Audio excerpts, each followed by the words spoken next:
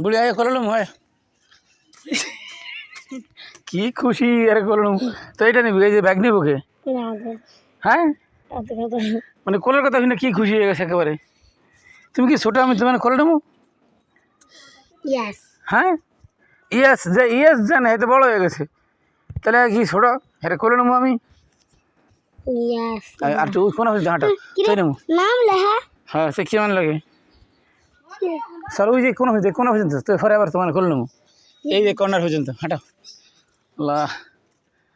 আর নুজাত ভালো হয়ে গেছে নুজাত তো আগের চেয়ে অনেক ভালো হয়েছে আল্লাহ আল্লাহ